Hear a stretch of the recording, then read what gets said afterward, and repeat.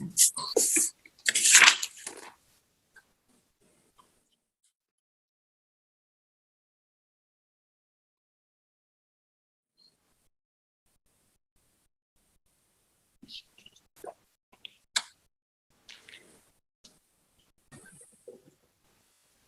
evening. I'm Alan Joins, Mayor of Winston-Salem. It's my pleasure to call to order this January 3rd meeting of the Winston-Salem City Council. Pursuant to the policies and procedures of the City Council relative to virtual meetings, I've determined that it's not feasible for the City Council and I to meet together tonight physically.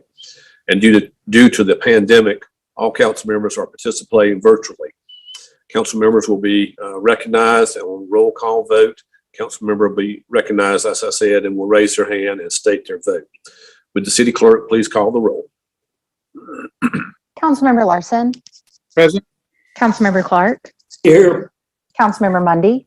Present. Councilmember Scipio. Mayor Pro Tem Adams. Here. Councilmember Taylor. Present. Councilmember McIntosh. Here. Councilmember Burke. Here. Thank you. We do express our deepest sympathies to Councilmember Scipio and loss of her brother, and she's in California tonight for the services and maybe trying to join us through phone or virtually, so we'll stay aware of that. Tonight's agenda of the City Council is comprised of two parts, the consent agenda and the general agenda. And it's always the practice of the City Council to consider the consent agenda first. Items on this agenda have been unanimously recommended by a committee of the City Council or are being submitted in accordance with established city policy. There'll be no discussion of the items on this agenda unless a council member so requests.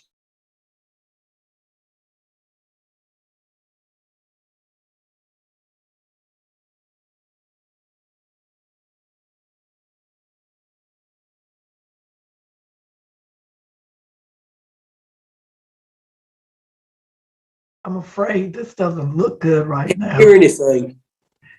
And this reminds me of last month's meeting, the way it started.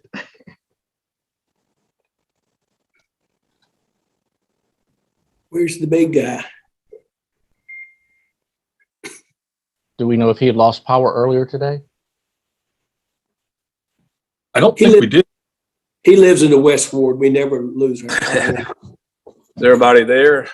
Can you hear me? Everybody's here. Welcome back. Yeah, my screen went kind of kafooey there. I don't know where I checked out, but we are televised this meeting live tonight on TV 13, and it will be replayed tomorrow at 9 a.m. and again Wednesday at 9 p.m. And copies of our agenda as well as previous meeting videos are always available online at the city's website, and just watch on the watch meetings online option. So council members, are there any items you wish to have pulled from the consent agenda? All right, seeing none, I will entertain a motion to approve the consent agenda. I move for approval of the consent agenda. Second. Thank you. A motion by Mayor Pro Tem Adams, seconded by Councilmember McIntosh. We'll go to the roll call on that. Councilmember Larson, Yes. Councilmember Clark, Yes. Councilmember Mundy, Aye. Councilmember Scipio. I don't know if she was able to join again. Councilmember Mayor Pro Tem Adams, Yes. Councilmember Taylor, Yay. Councilmember McIntosh, Aye. Councilmember Burke. Yes. Thank you. That is unanimous to approve the consent agenda. We'll now go over to the general agenda, which is comprised of the following. There are 10 zoning petitions. There's a UDO text amendment, an item designating a local historic landmark, 3 items issuing certificates of public convenience and necessity, an item related to the COVID-19 vaccination policy, as well as a closed session. The zoning petitions, the UDO text amendment, the local historic landmark designation, and the certificates for public convenience and necessity are listed as public hearings. When these public hearings are called, persons will be given an opportunity to speak virtually. If there happens to be opposition to the zoning petitions, the proponents and opponents will each be given 15 minutes for presentation and 3 minutes for rebuttal. If no one wishes to speak, I'll close the public hearing and the city council will consider the item. I will point out that written comments were accepted on the public hearing items until 24 hours prior to the start of this meeting. Kenny, would you read the first item? Item G1, public hearing on zoning petition of Senior Services Incorporated from GB-S to GB-S. Property is located on the south side of West 13th Street between Shore Fair Drive and Millbrook Drive, located in the North Ward. Planning Board recommends approval of petition. Thank you very much. Mr. Murphy, is there anyone in opposition that signed up on this tonight? Evening, Mr. Mayor, Mayor Pro Tem, and members of council. No, sir, there is no one in opposition. The petitioner is here to answer any questions. Wonderful. I will close the public hearing then, and I would recognize Mayor Pro Tem Adams if you're ready or if you want a presentation. No, I'm good. Mayor, members of the council, I move for approval of 1, the statement of consistency for approval of this item, and 2, W3504. Is there a second? Second, Mundy. Thank you, Councilmember Mundy. Any discussion on this item? Now we'll go to the roll call. Councilmember Larson, Yes. Councilmember Clark, Yes. Councilmember Mundy, Aye. Mayor Pro Tem Adams, Yes. Councilmember Taylor, Yay. Councilmember McIntosh, Aye. Councilmember Burke. Yes. Thank you. That is unanimous. Thank you, Mayor Pro Tem. Item G2. Item G2, public hearing on site plan amendment of challenges of the 21st Century Incorporated for changes to the site and parking layout. Property is located on the north side of Gold Floss Street between Bargrave Street and Glendale Street, located in the southeast ward. Planning Board recommends approval of petition. Thank you. Mr. Murphy, is there anyone in opposition to this item? Mr. Mayor, there is. We have one citizen in opposition, and we do have a couple folks that are here representing the school. All right, good. We'll have a public hearing then. Would recognize the proponents. If you would call them, Mr. Murphy. The first person I have signed up as a proponent is Ann Daniels, and then after that is Eddie McEldowney. Okay. Ann Daniels, please, if you would unmute and state your position on this item. I am Ann Daniels, and I am the project manager representing the Carter G. Woodson School Challenge of the 21st Century. I am going to defer comments to Eddie McEldowney, who is Davis Martin Powell. I will refer all comments to him at this point. I thank you so much. All right, thank you. Hi, yes, this is Eddie McEldowney with Davis Martin Powell and Associates. I'm here to answer any questions that may come up regarding the site plan. All right, thank you. Anyone else for the proponents? All right, thank you. That's all that's signed up. All right, we'll go to the opponents, if you would recognize that individual. Yes, Jennifer Cohen, if you would please unmute yourself and begin your remarks by stating your name and address for the record. Yes, sir. My name is Jennifer Cohan. My address is 2414 Bargrave Street, Winston-Salem. Go ahead, Ms. Cohen. Okay, I am here. I live approximately 25 feet from the proposed building that will be built. I live directly across the street on Bargrave. I'm very concerned about the construction noise, the additional traffic, even possibly property value going down because of the building being built. I do know that there was a prior proposal in 2020 for them to amend the plan to change a cafeteria that was a lot farther back on the property, and I didn't oppose that. But this particular property, it looks like the front door of it will be directly across the street from my front door. Being in the city, I do live directly on the sidewalk. I do not have a front yard. My steps go directly down, so I'm literally two-way street from the front of the building, according to the schematics that I have here. We have lived across the street for a while. The house was built in 1920. We've been here since approximately 2006.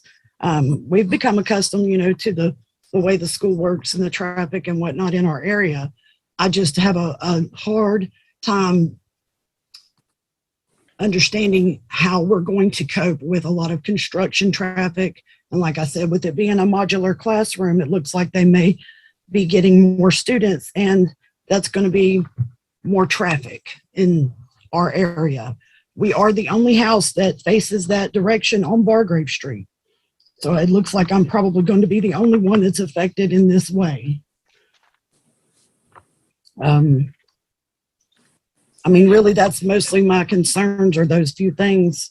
And I do worry about the kids. I have seen the kids run out in that area into the road quite a few times. I have had to contact the school and tell them, you guys need to keep an eye on your children.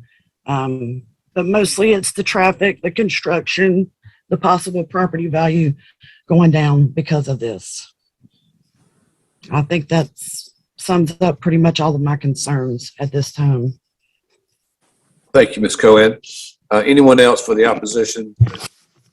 Mr. Mayor, there's no one else signed up. All right, we'll go back now to the proponents. So you would have 3 minutes for rebuttal, Mr. Michael Elderway. And Ann may also want to chime in on this, but we are, it is a modular building, so there's the construction is going to be, go up rather quickly because the buildings are already built. They just have to be assembled on site. We are adding landscaping around the building and some fencing and some nice underpinning for the modular. There is a modular of similar size on the other end of the block of the street, so for the school. And there's no increase in enrollment projected with this addition. They are just using these additional classrooms to reduce the size of the classrooms to help with the education. All right. Thank you. Anything else for the rebuttal? All right, so we'll go back. Ms. Cohen, you would have 3 minutes if you wanted to add anything else. I'm mostly just concerned because, like I said, my lot's very small. It's 50 by 75 feet. I can't, escape that building if I wanted to, but the school has a lot of property in a lot of different areas. They could put something instead of directly in front of my house. I know it's been thought about and proposed and whatnot, but I wasn't able to get in on the first meeting because I work full-time and I go to school full-time. So this meeting was brought to my attention, and I didn't realize how close the proximity was going to be. Even if there's not more students or more traffic, it's still going to be a building less than 30 feet from my home. And I'm just very apprehensive as a homeowner that it can cause long-term effects. And once that happens, I may not even be able to get out of here or sell my home for what it should sell for because of it. And that's a big concern for me. Thank you, Ms. Cohen. I will close the public hearing now. And before I ask Mr. Murphy to give us the report of the planning board, I do want the record to indicate that Councilmember Scipio has joined us. Councilmember, we certainly appreciate your joining us from California, and we've all expressed our condolences on your loss as well. So, Mr. Murphy, would you please give us a report of the planning board?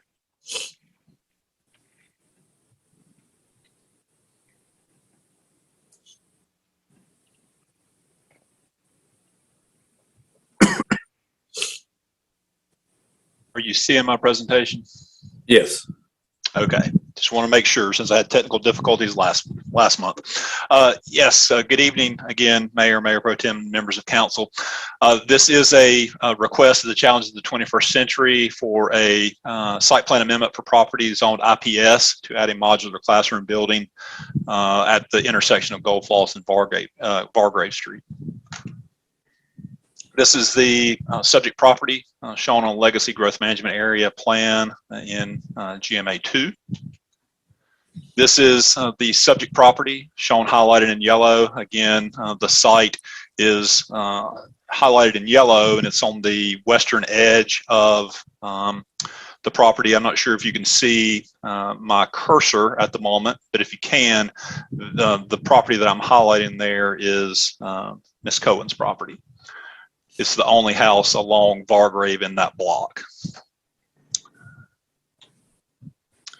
This is the subject property, again, highlighted in yellow on the aerial photography for Winston-Salem and Forsyth County. This is looking east at the intersection of Floss Street and Bargrave Street, looking at the site where you see the zoning sign. This is looking north along Bargrave Street. The site is to the right. The vegetation and that tree, and you can barely see the roof of the house there on the left-hand side of the image. I believe that's Miss Cohen's house. This is looking southwest from the intersection of Bargrave Street and Floss Street. The site is behind the viewpoint, so it's behind where the picture is being taken from. This is the area plan recommendation for the South Central Winston-Salem area plan. If you'll notice, the majority of the site that is highlighted is shown as institutional, and that was a recognition of the property that was owned by the school at the time the area plan was done. Since that time, additional property has been acquired. As institutional uses are allowed in residential, staff feels that this request is consistent with the area plan, and the property has previously been rezoned to IPS. Keep in mind, this is a site plan amendment. This is the proposed site plan. You'll see a modular classroom with some modifications to the existing parking lot. Ms. Cohen's property, again, would be across Bargrave, roughly where the aluminum ramp is for the modular classroom building. Again, the modular classroom building and the petitioner has proposed some additional screening, enhancements, and fencing around the modular unit. And here is the proposed brick underpinning skirting that will be used as an enhancement, along with the additional vegetation condition that's a condition of approval. The request is generally consistent with the recommendations of the area plan and is consistent with the purpose statement of the IPS district. The request would allow for a modest expansion of an existing school. The site is served by sidewalks and nearby transit, which are beneficial transportation features for a school. This item was heard by the Planning Board at their December 9th, 2021 public hearing. There were no speakers in opposition at that meeting, and the Planning Board did vote unanimously to recommend approval of this request to Council, and the site plan does meet UDO requirements. And with that, I'll be glad to answer any questions. Are there any questions of Mr. Murphy? Seeing none, we will then move to Councilmember Taylor. This is your ward. I recognize you for a motion at your pleasure. Mayor, if it's okay, I'd like to make a comment and then a quick motion. Mayor, members of the council, as you've heard, this property has already been zoned for IPS, and this is simply just a site plan amendment. First of all, I want to thank Carter G. Woodson for the good work that they're doing in our community, responsibly serving the young men and women in our community, and they've done that responsibly to the neighbors. But I can say, Ms. Cohen, we've heard your concerns loud and clear. After hearing from staff, after hearing from the staff in the presentation, I sort of feel like your concerns about traffic and property values, we can address that. It seems like this is going to be temporary traffic. It's not something going to be there permanently. And as far as the property values, it's my experience in the last 12 or so years that I've been on the council that anytime you have a school or a park or responsible development, property values tend to go up. So I think there's an opportunity here for the school and the neighbors to coexist. They've done so for this long, and I think that Carter G. Woodson will do the right thing and be responsible and responsive to their concerns. So with that being said, Mayor, members of the council, I move for approval of 1, the statement of consistency for approval of this item, and 2, W-3506. Thank you, sir. Second? Second. Second. Councilmember McIntosh. Any further discussion of this item? All right, we'll go to the roll call. Councilmember Larson? Yes. Councilmember Clark? Yes. Councilmember Mundy? Aye. Councilmember Scipio? Yes. Mayor Pro Tem Adams? Yes. Councilmember Taylor? Yes. Councilmember McIntosh, Aye. Councilmember Burke. Yes. Thank you. That is unanimous. Thank you, Councilmember Taylor. Item G3. Item G3, public hearing on zoning petition of George C. Petrie Jr. from RS9 to RS7. Property is located on the north side of Petrie Road, west of Ridgemere Lane Street, located in the Northwest Ward. Planning Board recommends approval of petition. Thank you. Mr. Murphy, is there anyone in opposition to this item? Mr. Mayor, there is not anyone in opposition, but the petitioner is available. Great. Well, thank you. I'll close the public hearing. Petitioner is available if there's any questions or not. I would recognize Councilmember McIntosh. Thank you, Mayor. I have not received anything from any of the neighbors with concerns on this, so I'm going to go ahead and move for approval. I move for approval of 1, the statement of consistency for approval of this item, and 2, W-3507. Thank you. Is there a second? Second. Thank you, Councilmember Taylor. Any further discussion? All right, we'll go to the roll call. Councilmember Larson, Yes. Councilmember Clark, Yes. Councilmember Mundy, Aye. Councilmember Scipio, Yes. Mayor Pro Tem Adams, Yes. Councilmember Taylor, Yes. Councilmember McIntosh, Aye. Councilmember Burke. Yes. Thank you. That is unanimous. Item G4. Item G4, public hearing on zoning petition of KOAM Sisters LLC from RM8-S to RM8-S. Property is located on the west side of Old Lexington Road, across from Teague Road, located in the Southeast Ward. Planning Board recommends approval of petition. Thank you. Mr. Murphy, is there anyone in opposition to this item? Mr. Mayor, there is no one in opposition, and there are, I believe, several representatives of the case that are here. Wonderful. Thank you for the petitioners being here. I'll close the public hearing and recognize Councilmember Taylor. Mayor Pro Tem, members of the council, I move for approval of 1, the statement of consistency for approval of this item, and 2, W-3508. Thank you. Is there a second? Second. Second. Thank you, Councilmember Scipio. Any further discussion? Now we'll go to the roll call. Councilmember Larson, Yes. Councilmember Clark, Yes. Councilmember Mundy, Aye. Councilmember Scipio, Yes. Mayor Pro Tem Adams, Yes. Councilmember Taylor, Yay. Councilmember McIntosh, Aye. Councilmember Burke. Yes. Thank you very much. All right. This is Nina Rafferty, and I was trying to. Item G5, please. Item G5, public hearing on zoning petition of Gateway Sustainability Village LLC from MU-S to PB-S. Property is located on the east side of S Broad Street and the south side of West Salem Avenue, north of YWCA Way, located in the South Ward. Planning Board recommends approval of petition. Thank you. Mr. Murphy, is there anyone in opposition to this zoning item? Mr. Mayor, there is no one in opposition. Again, we have a representative of the petitioner that's here to answer any questions. Thank you to the petitioners. I will therefore close the public hearing. I'll recognize Councilmember Larson. Thank you, Mayor. This is a rather exciting project for the South Ward. If we could have a briefing on it, please, let people know what's going on. Yeah, Mr. Murphy, if you give us a briefing. I will try. Let me find the correct show here. There we go. All right, is it popped up? Yes. All right. Let me just get to the site plan. Good evening again, Mayor Pro Tem, members of council. This is a request to rezone from MUS to PBS for several different uses. This is an existing building that has been in a state of disrepair for a period of time, and the petitioner is looking to put this building back into use to for Carolina Hops and Vineyards and some other accessory uses to the site.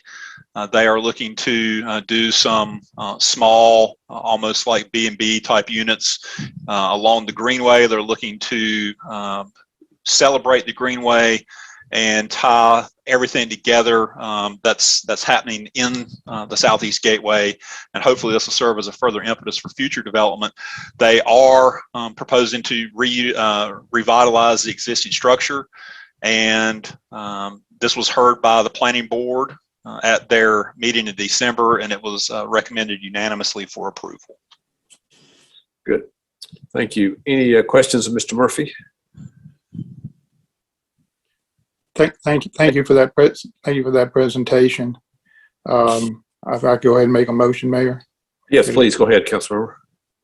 I'd like to move approval of this. I move approval of one, the statement of consistency for this item, and approval of item W-3509. Is there a second? Thank you, Mr. McIntosh. Any further discussion of this item? To the roll call, Councilmember Larson. Yes. Councilmember Clark. Yes. Councilmember Mundy. Aye. Councilmember Scipio. Yes. Mayor Pro Tem Adams.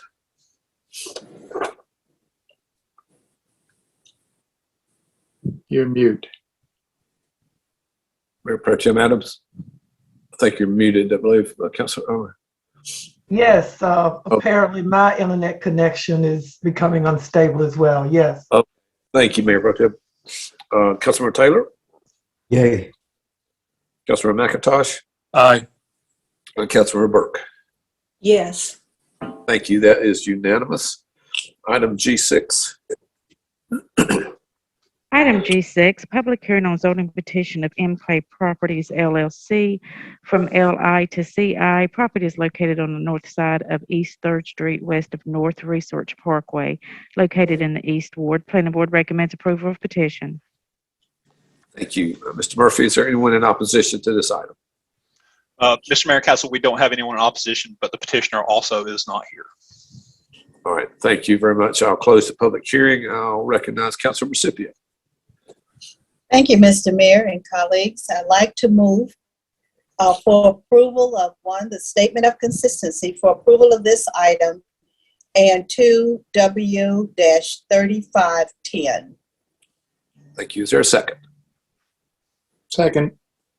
Thank you, Councilmember Larson. Motion and second. Any further discussion of this item? Go to the roll call. Councilmember Larson. Yeah. Councilmember Clark. Yes. Councilmember Mundy. Aye. Councilmember Scipio. Yes. Mayor Pro Tem Adams. Yes. Councilmember Taylor. Hey. Councilmember McIntosh. Aye. Councilmember Burke. Yes. Thank you very much. That is unanimous. Item G7. Item G7, public hearing on zoning petition of Mason Farm Properties LLC from LB-S and LO to LB-L. Property is located on the west side of Renolda Road, north of Valley Road, located in the Northwest Ward. Planning Board recommends approval of petition. Thank you, Mr. Murphy. Is there anyone in opposition to this item? Mr. Mayor, I'm not aware of anyone, but the petitioner also is not here that we have identified. All right. Thank you very much. I'll close the public hearing and I'll recognize Councilmember McIntosh. Thank you, Mayor. This is another item that I have received no negative feedback from neighbors on, and so therefore I'm going to go ahead and move for approval of one, the statement of consistency for approval of this item, and 2 W-3511. Thank you. Is there a second? Second. Thank you. Any further discussion? All right, we'll go to the roll call. Councilmember Larson. Yes. Councilmember Clark. Yes. Councilmember Mundy. Aye. Councilmember Scipio. Yes. Mayor Pro Tem Adams. Yes. Councilmember Taylor. Yes. Councilmember McIntosh. Aye. Councilmember Burke. Yes. Thank you. That is unanimous. Item G8. Item G8, public hearing on site plan amendment of Donald A. Joyce Revocable Trust, Michael A. Joyce, and Rachel Joyce Maxey heirs for changes to the location of a stormwater management device on property zone GB-S. Property is located on the southwest corner of Union Cross Road and Sedge Garden Road, located in the East Ward. Planning board recommends approval of petition. Thank you. Mr. Murphy, is there anyone in opposition to this zoning item? Mr. Mayor, there is no one in opposition, and the petitioner is available to answer any questions. Great. Thank you. Thank you to the petitioners for being here. I will close the public hearing, and I'll again recognize Councilmember Scipio. Thank you, Mr. Mayor. I'd like to move for approval of one, the statement of consistency for approval of this item, and 2 W-3512. Thank you. Is there a second? Second. Thank you, Councilmember Larson. Any further discussion of this item? All right, we'll go to the roll call. Councilmember Larson, Yes. Councilmember Clark, Yes. Councilmember Mundy, Aye. Councilmember Scipio, Yes. Mayor Pro Tem Adams, Yes. Councilmember Taylor, Yay. Councilmember McIntosh, Aye. Councilmember Burke. Yes. Thank you. That item is approved unanimously. Item G9. Item G9, public hearing on zoning petition of new church from RS9 to RM5-S. Property is located on the northeast corner of Yadkinville Road and Grandview Club Road, located in the northwest ward. Planning board recommends approval of petition. Thank you. Mr. Murphy, is anyone in opposition to this item? Mr. Mayor, there's no one signed up in opposition, but there are a couple representatives of the petitioner that are available to answer any questions. Thank you, and thank you to the petitioners for being here. I'll recognize Councilmember McIntosh. Even though there's no one here in opposition, there were a couple of letters that were sent in that expressed some interest or concerns about some traffic. So if I could just get a brief reading on this from Mr. Murphy, that'd be great. Mr. Murphy, could you give us another one of your brief briefings? I will try. Let's see if I can do as good as I did last time. Can you see the slideshow? Yep. All right. Again, this is a petition to rezone property from RS9 to RM5S for several different uses, but townhome is what they have actually shown. This is the subject property looking west on Yadkinville Road. The subject property is to the right. This is the growth management area, this is the area plan recommendation, the West Suburban Area Plan update for single family residential 0 to 8 units per acre. The request is actually for less units than what would be available under the existing RS zoning. It is a different product type. It is townhomes. You'll see that they have a connection out to Grandview Club Road and a connection back out to Yadkinville Road. These are basically all 4-unit townhome buildings located out of the floodplain, and this is what the design of the townhomes would look like. Again, this item was heard by the Planning Board at their December 9th, 2021 public hearing. There were no speakers in opposition, and the Planning Board did vote unanimously to recommend approval to City Council, and the site plan does meet UDO requirements. Thank you, Mr. Murphy. Are there any questions of Mr. Murphy? Mayor, I do have one. Yes, go ahead, Mr. McIntosh. The western edge of this that runs along Grandview Drive, it looks from the site plan that there will be a sidewalk constructed on that side. Is that correct? Yes. And that sidewalk will continue and connect with the existing sidewalk, because right now there's a gap between the other Grandview development, and this would complete that gap, I believe, so that people can walk and get to the grocery store without having to walk in the road or on grass. Is that what you understand, that section?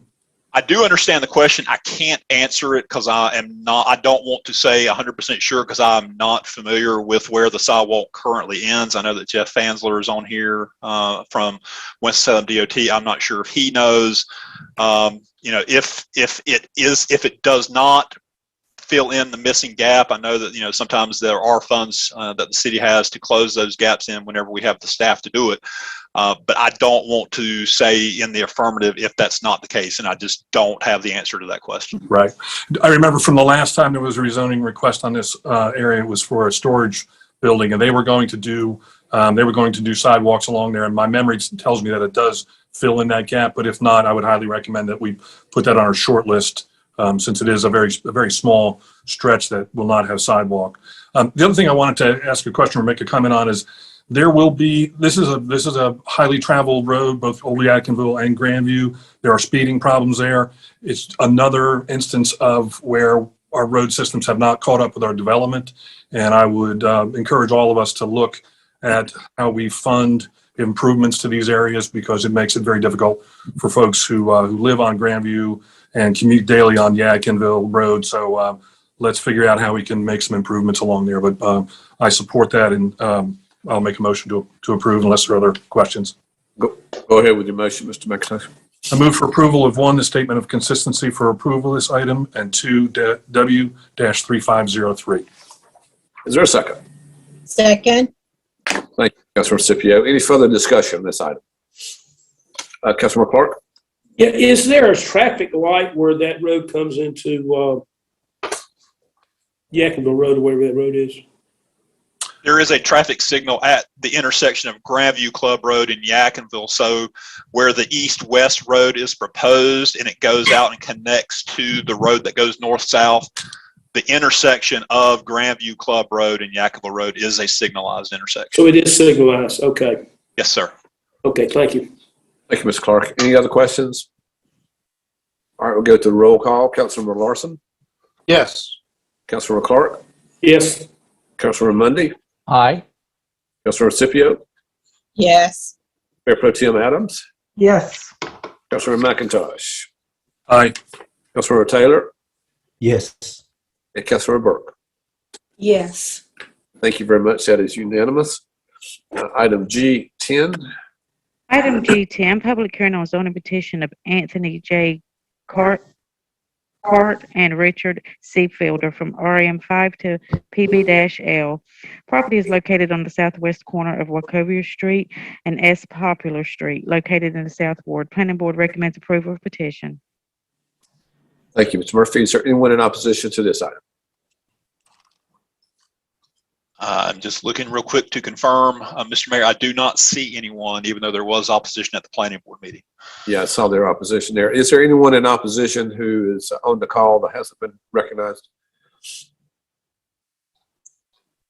I don't hear of anyone. I will therefore close the public hearing, and I recognize Councilor Larson. Yes, thank you, Mayor. I'd like to make a few comments and then a recommendation. Get motion on the floor first. The motion first, that'd be fine. We can do that. Based on what I know at this time, I'd like to make a motion for approval. I move approval of the statement of significance for this item and for, is it 3505? 35. Yes, sir. Yes, correct. 3505. Now make a comment. Yeah, it's got a second. Second. Thank you, Councilor McIntosh. Please go ahead, Councilor Larson. Yes, there was some concern at the planning board meeting about traffic, particularly not this building. This is a National Register building in a historic district, and it's been vacant now for pretty close to 3 decades.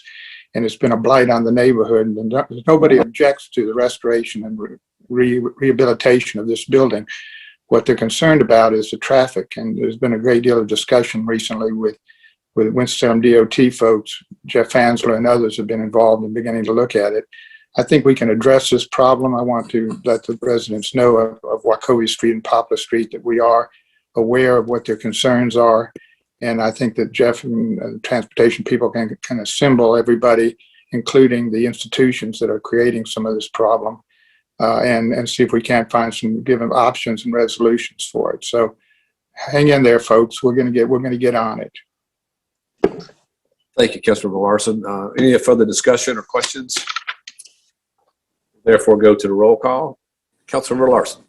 Yes. Councilor Clark. Yes. Councilor Mundy. Aye. Councilor Scipio. Yes. Mayor Pro Tem Adams. Yes. Councilor Taylor.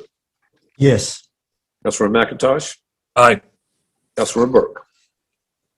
Yes. Thank you. That is unanimous. Thank you, Councilmember Larson.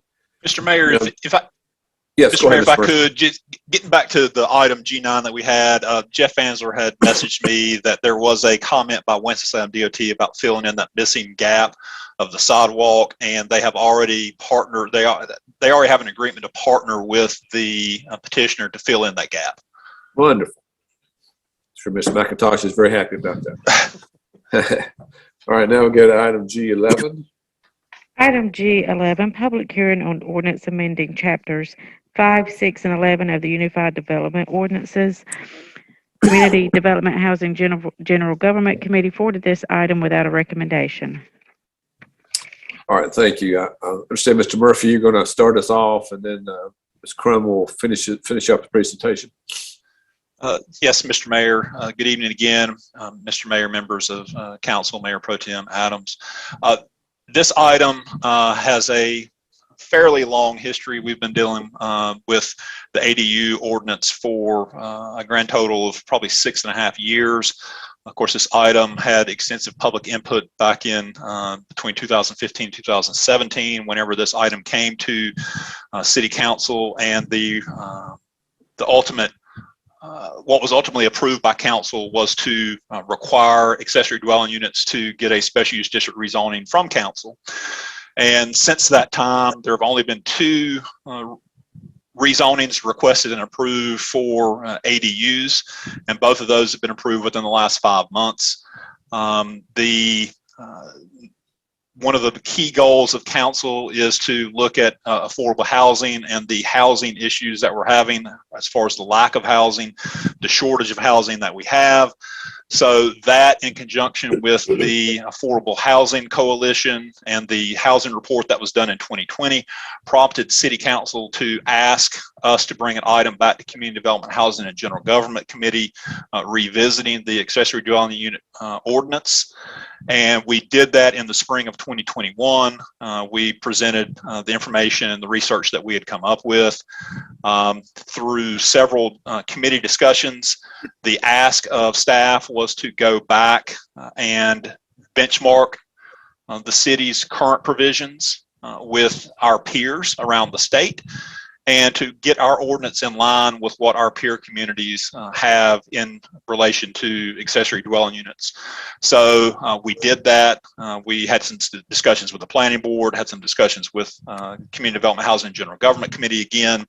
We drafted the ordinance and presented that to planning board in November, and it was recommended for approval. Not unanimously, but it was recommended for approval. And then we brought that item to the Community Development, Housing, and General Government Committee in December, and that's where we are today. I will turn it over to Amy Crum, who will go over the particulars of the proposed text amendment, and she has been the staff lead on this. Crum, please go ahead.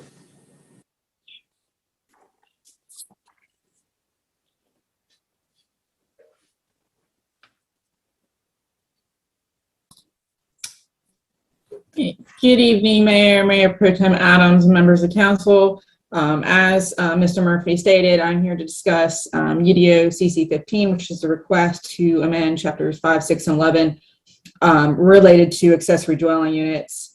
For those who don't know, an accessory dwelling unit, otherwise known as ADUs, are small secondary dwelling units on the same lot as a principal structure with similar amenities as a standard house. They have been allowed in the ordinance since as early as 1930, but were subject to occupancy requirements.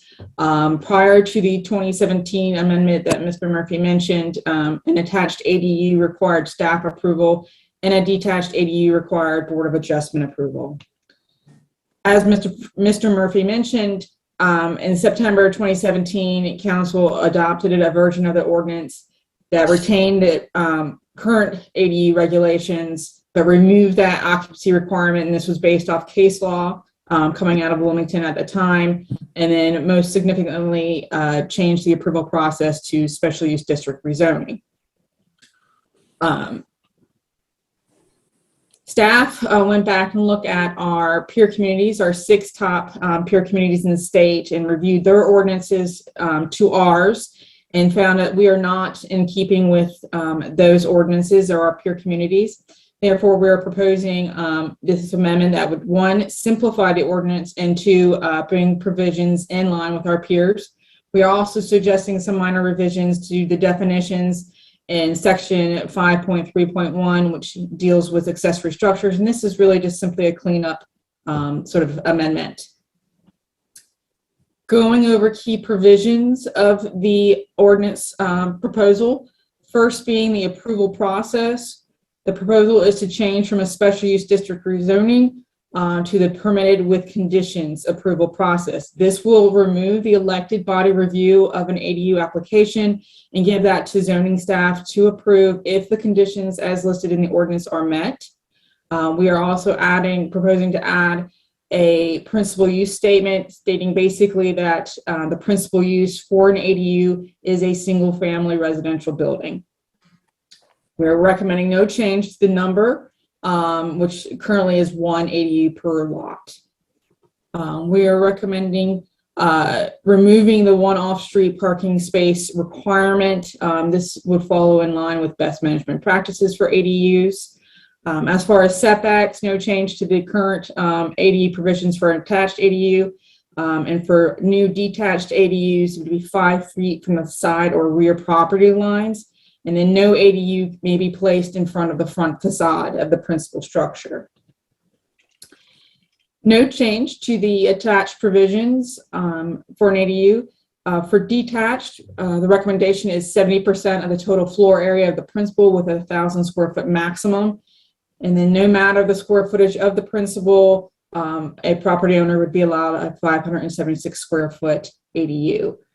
As far as height, adding a provision that an attached ADU cannot exceed the height of the principal structure. And then for detached, we are amending to 25 feet maximum. Currently, it's a 17-foot maximum, which is the same as all accessory structures. As far as other changes, most significantly would be the detached, adding a permanence provision requiring that a detached ADU be placed on top of a permanent foundation, and that would also prohibit the use of RVs and trailers as an ADU.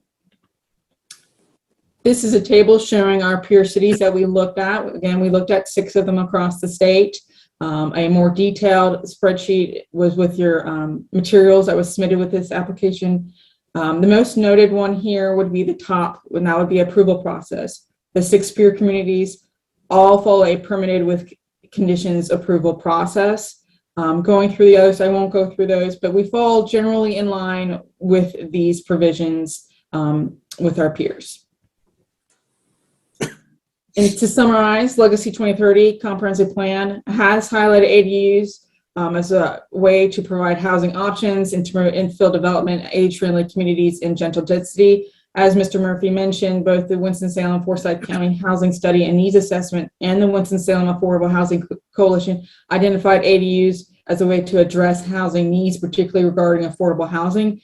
And the Affordable Housing Coalition has endorsed this amendment. As Mr. Murphy stated, only 2 ADUs have been permitted under the current ordinance provisions, and both of those came last year. And staff believes that the proposed provisions will bring the UDO in line with our peer communities.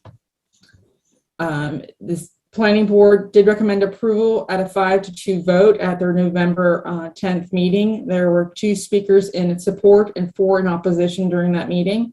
The Community Development, Housing, and General Government Committee discussed this item in December and voted to send it to the full council without a recommendation.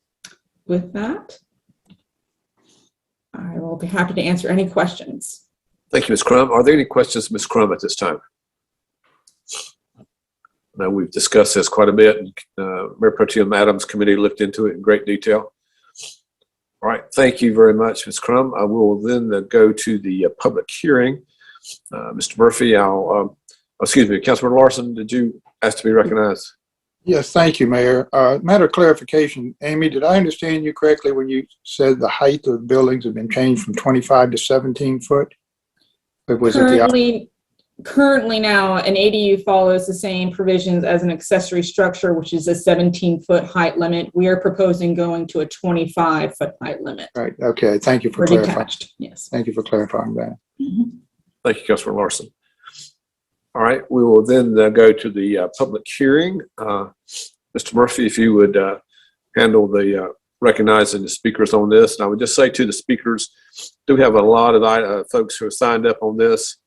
You'll be limited to 3 minutes on your comments, and I would just suggest to you that if you're making the same point that other speakers have made, if you could make your remarks briefer perhaps, and just indicate your support for previous remarks, it would help us to move through this a little more expeditiously. So Mr. Murphy, if you'd go ahead and call the first speaker. Thank you, Mr. Mayor. We do have, the best I can tell right now, 11 folks that are signed up for this. The first person who's signed up is Sally Hirsch. Ms. Hirsch, if you would, unmute yourself and give your name and address for the record, please. Thank you. Sally Hirsch, 1831 Brantley Street. Can you hear me? Yes. Okay. Good evening, Mayor, Mayor Pro Tem, and council members. I'm asking that you please postpone the vote on tonight's agenda item G11 regarding accessory dwelling units. I'm in favor of ADUs, and I certainly understand the need for more housing, especially affordable housing, more walkable neighborhoods, and I understand the need for developers to make a living and for citizens to be able to develop their properties. There are just too many serious considerations that must be addressed, however, and guidelines should be established for the safety and livability of every neighborhood. I'll relate two personal experiences that are driving my concerns. First, last May, my husband and I rented an Airbnb in quiet Atlanta neighborhood. We were dismayed, however, to discover a large multifamily complex had been built behind the house. A gigantic tree was dead in the backyard, and I had to close all the back windows of the house to keep out the view. It was uncomfortable, and I would never rent such a place again. The neighborhood traffic was congested, privacy was compromised, and I can only imagine the impact to the infrastructure. Many of these kinds of units tend to have higher rents. So I doubt there was much access to affordable housing. And indeed, I saw many indigent people on the nearby busy streets. Clearly, this development was changing the character of an otherwise quiet, low to middle income community. I'll share another experience closer to home, which gives me great concern. Last year, we had a fire just 2 houses away from us in Ardmore. The winds were low that day, and the house that was on fire burned the surrounding trees and the sides of the houses surrounding it. But just last Thursday, I received extremely disturbing text messages from different family members in Boulder, Colorado, who were facing true catastrophe. They kept their houses, but many of their friends were not as fortunate. Given the development of our climate crisis, both here and across the country, I'm trying to imagine how the city of Winston-Salem will respond to fires potentially ignited after months or indeed years of drought and with ever-increasing winds. Will neighborhoods impacted by sporadic developments of higher density be at greater risk from the kinds of fires and floods we're seeing throughout the country? How are we preparing for such disaster scenarios? We recently saw devastating fires covering 1/4 of Pilot Mountain and a fire of equal size in Wilson Creek. My questions, therefore, are how are we planning for climate resiliency with respect to new developments? Is there enough community input? And can you please tell me, will the city continue to put affordable housing in dangerous areas given its history of building low-income housing in floodplains and polluting and along polluting highways? I'm concerned for myself, my family, my neighborhood, my friends across the city, and for every citizen, but I am especially concerned for those of low income given our history here. How is the city planning for them? Where is the public debate on all of this? Perhaps through discussions with citizens from various neighborhoods who can present different considerations regarding neighborhood age, density, local infrastructure, affordable housing needs, and real safety concerns in the face of true climate chaos. We'll be able to come up with guidelines to ensure responsible building and true resiliency. Next speaker, Mr. Murphy.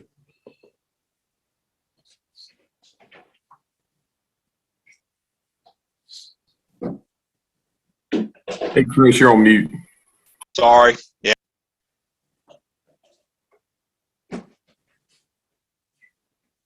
You're back on mute.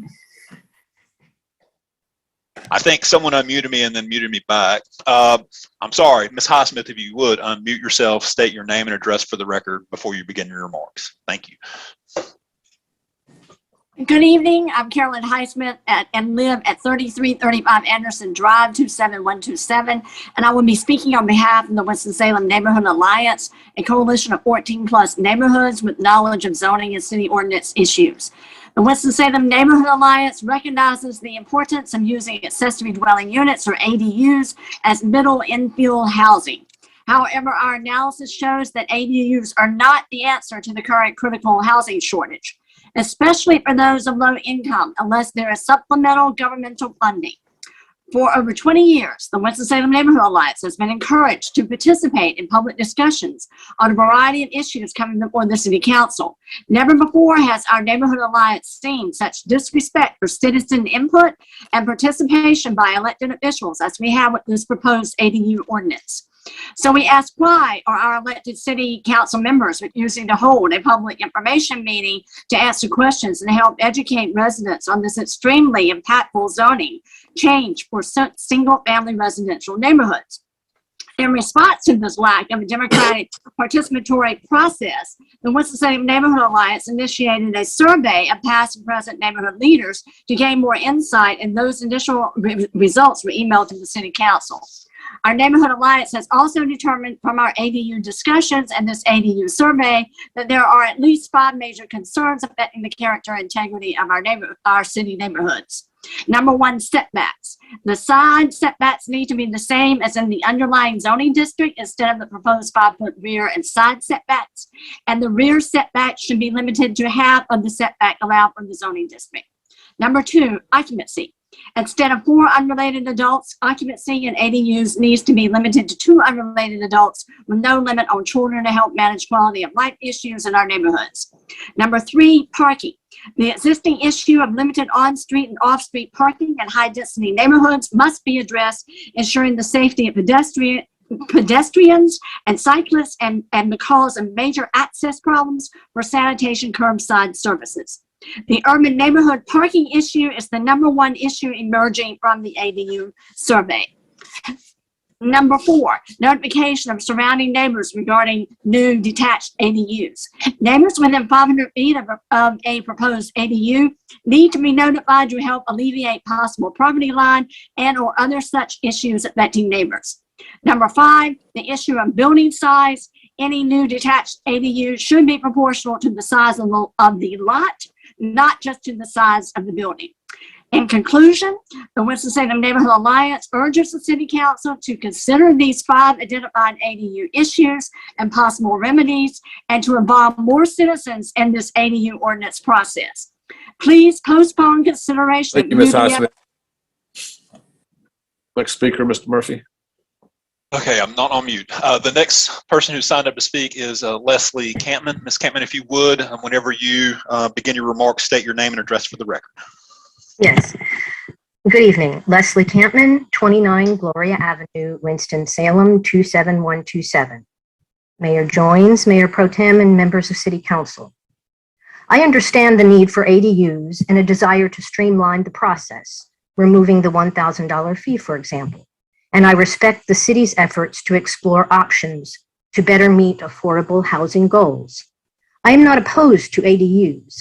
We can do our best to provide and support diverse, affordable housing options, which may include ADUs.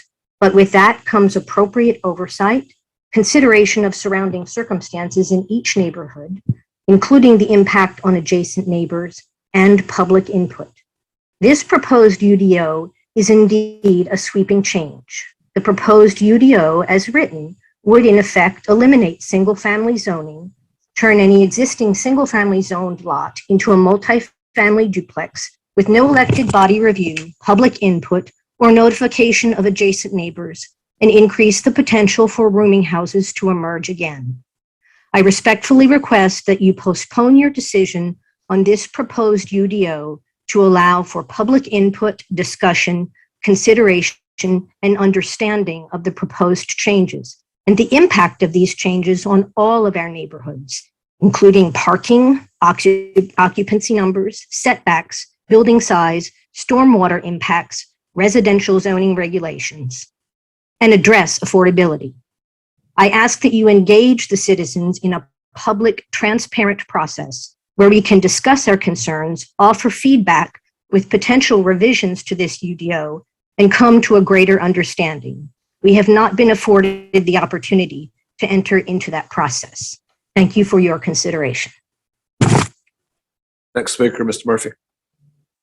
Yes, the next speaker is Julie Magnus. Ms. Magnus, if you would, unmute yourself, identify yourself, and set your address for the record.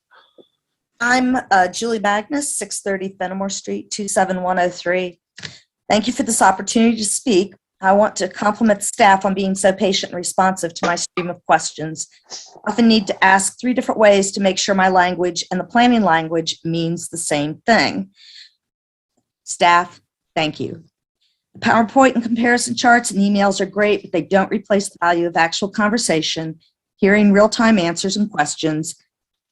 They provide no platform for public input that might head off unintended consequences or provide productive conditions to meet the end goal. I object to UDO CC15 both in process that has been denied for some citizens but favored others. I also object to some provisions of the ordinance. I'll address a couple. I am not opposed to ADUs right. I am opposed that by dropping the zoning process, ordinance does not include a component of notice to neighbors about the upcoming building permit. We have a precedent of notice for non-zoning cases with certificate of appropriateness historic districts. The UDO requires a mailed notice to anyone within 100 feet of the property lines. In addition, posting of a bright yellow sign is going to be posted in front of the property to be visible from the public right away. Why is this important? One size does not fit all, particularly when it comes to city infrastructure, or in some cases, lack of. In the denial statement of consistency with the comprehensive plan, it is stated that the text amendment could significantly increase traffic in single-family neighborhoods. Perhaps the reason for denial is that some streets, additional parking might interfere with curbside services and result in illegal parking when legal spaces are not available. Illegal parking also leads to safety issues for pedestrian, bicyclists, and drivers. One size does not fit all, and in Ardmore, we already have a city services curbside issue. Notice also allows property owners to share and possibly mitigate unintended property hardship rather than the end result being possible litigation at a later date. While chicken coop ordinance requires a zoning permit, it also specifically states that the zoning officer may require additional information beyond a 2-scale drawing. There is no such protection in UDO CC15. Should there be a dispute about the scale drawing, it could be handled before construction starts rather than after it's underway when an unsuspecting neighbor had no idea it was going to happen. Can we not do well chicken coops? Neighborhood cooperation is vital to vibrant residential life. I look forward to the possibly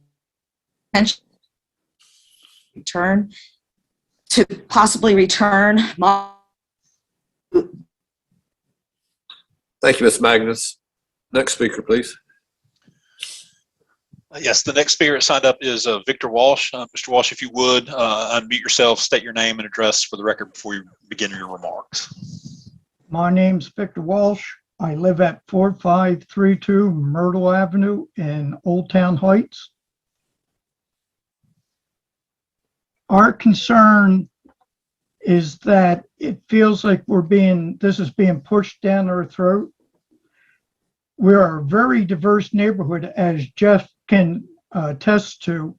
We have no problems with ADUs and helping the homeless. Our concern is, unlike the previous time we went through this, when the Winston-Salem Neighborhood Association was deeply involved in coming up with the ordinance, we've been excluded from this one.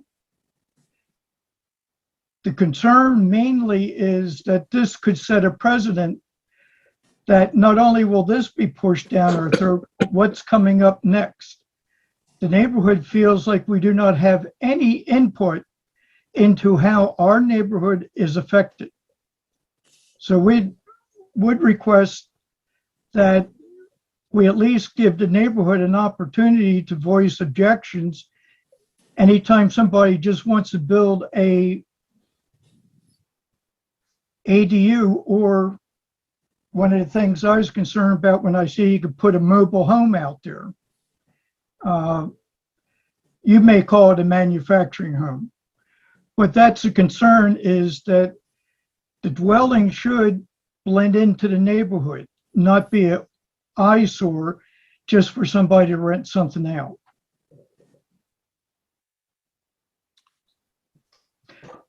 All right, thank you very much. A personal note would be, why isn't, that's right, Alan, make faces, I can do that. If we're concerned about affordable housing, why are we letting the Cloverdale apartments be torn down and replaced with higher class rental apartments?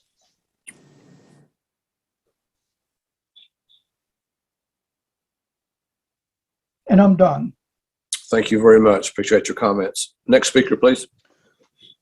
Yes, the next speaker is Nancy Gould. Nancy, if you would, unmute yourself, state your name and address for the record before you begin your remarks. My name is Nancy Gould, spelled Gould, and my address is 1031 Van Hoy Avenue, Winston-Salem, North Carolina, 27104. Good evening, everyone. I did send a letter to all of the council members, and I also sent it to the city clerk, and hopefully you found it in your packet. I'm going to try to be brief and to the point. I know several of you, at least the older members of the council and the mayor. I have been around a long time. I know a lot about planning. I know a lot about landscape architecture. I know a lot about being an investor owner. I know a lot about affordable housing, and I know a lot about neighborhoods. Not bragging, just the facts.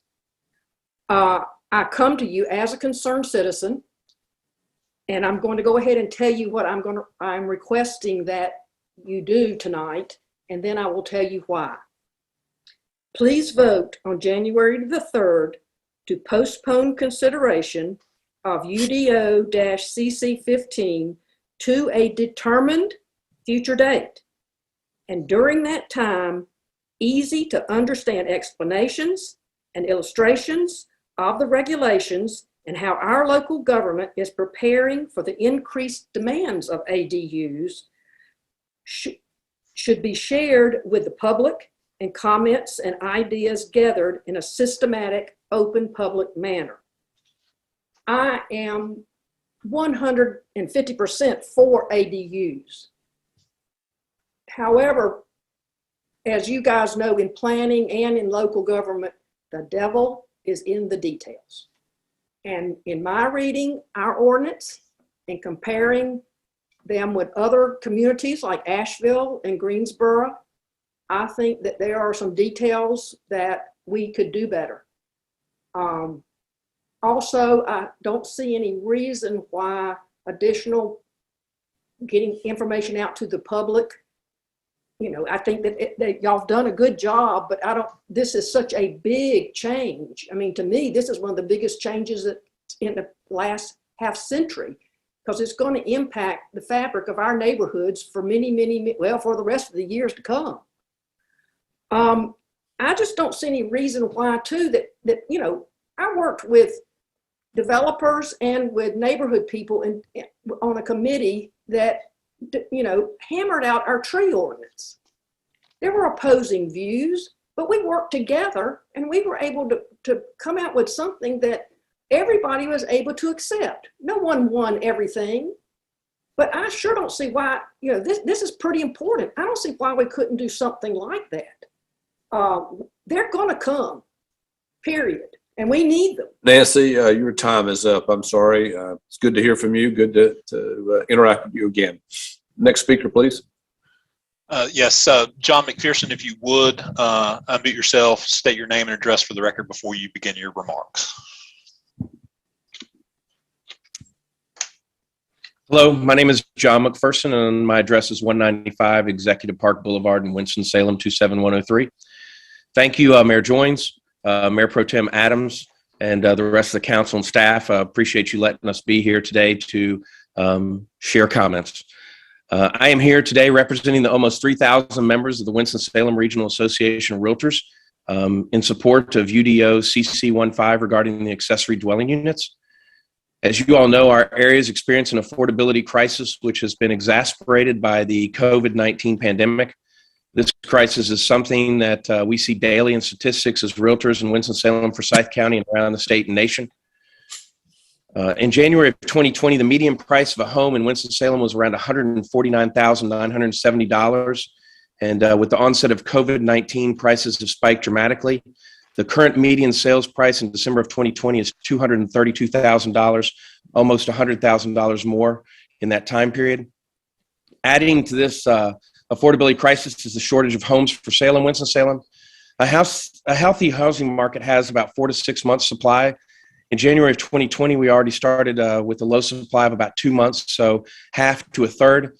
As of December 2021, this number has plummeted with just 21 days of home supply available for purchase in Winston-Salem. Additionally, in December 21, homes in Winston-Salem were only on the market for an average of 4 days. You may be inclined to see these numbers or hear these numbers, and I'd like to share with you, I have a client who's a teacher of 22 years. She makes $55,000, and she's paid some debt down, and she qualifies for about $220,000. She has looked at 15 homes. She's like 3 of them, put an offer in on one, and it was not accepted. The others she didn't because they were already in multiple offers. All of them have been in multiple offers, and the 15 that she's looked at were gone in 3 days or less. She is renting a 1-bedroom apartment for $1,074 a month. We're not only seeing these in our housing home sales, but also in our rental markets. The average price of rental has increased $200 in the past 2 years. The days on market of rentals have decreased from 30 days to 15 days. And it's the housing supply and is just, it's sad. It's really becoming something that is very, very hard for people to do. So given this information, the needs of our market, we urge you to pass and support UDO CC15. We hope that the concerning information we've shared will give you more of a tool and to make that decision, and also that by passing this, they aren't the magic bullets, but they're a start. And we want to give all of our residents and housing professionals tools to need to fight this crisis. Thank you, Mr. McPherson. Thank you so much. Next speaker, please. Salvador Patino, if you would, unmute yourself, identify yourself, and give us your name and address for the record before you begin your remarks. Hello, I'm Salvador Patino. I live on 530 North Trade Street here in Winston-Salem. I just want to mention that the demand for ADUs is already here. Over the past 3 years, I've had 6 different clients come to me asking me to design ADUs for them. None of them actually ended up going through with it because of the current layout or the current system that we have. Nobody wants to lose $1,000 just because your neighbor comes and says that they don't like what you're doing. The beauty about ADUs is they actually do fit neighborhood scales, especially historic neighborhood scales. They've been a tool that many cities have used, but it's also the way that cities used to develop in the past. It's not something new, and I think this idea that all of a sudden we're going to have this mad rush for these developments is not really realistic. The truth is that we have an incredibly talented planning department and inspection staff, and as somebody who has had to go back to the drawing board multiple times because of little things that they caught and I hadn't, I can guarantee you that they're going to do an amazing job, and they are really, really good at what they do. So I don't think it comes down to what my neighbor thinks. I think it comes to what our very talented and smart city staff can come up with. I see the rest of my time. Thanks. Thank you, sir. Next speaker, please. Bryce Sherburne, if you would, unmute yourself and identify yourself and state your address for the record before you begin your remarks.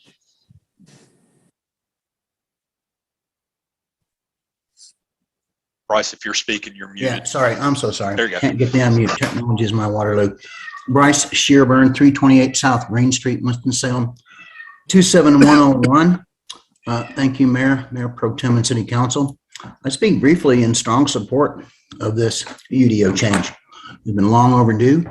It is certainly not the silver bullet panacea, but as Salvador and others have pointed out, it is a useful tool in our tool belt in order to help us address what everyone agrees is a lack of affordable housing.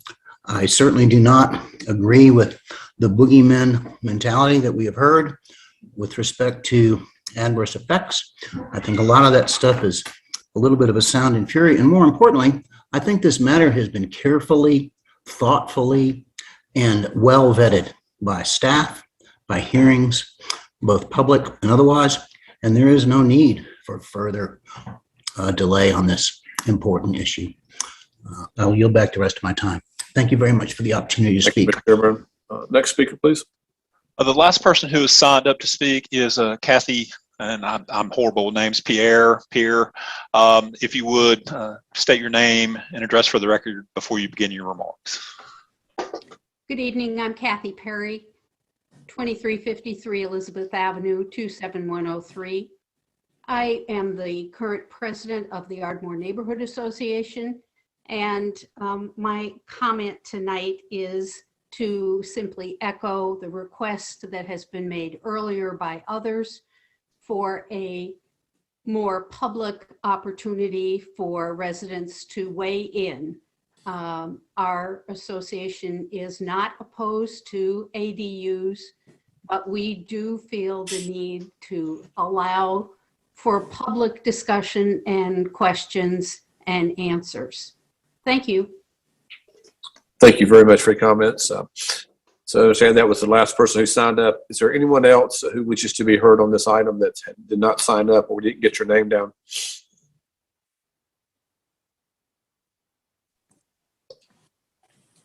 All right, hearing no one, I will declare the public hearing closed. We have heard the report of the planning board already. And this did come from the Housing General Government Committee. And I would recognize the chairman of that, Mayor Pro Tem Adams, for a motion if she's ready. Mayor, members of the council, I will make the motion and hopefully get a second, and then we'll have discussion. Very good. Please go ahead. Yeah, thank you. I move for approval of the statement of consistency for approval of this item, and 2, approval of UDO CC 15. Second.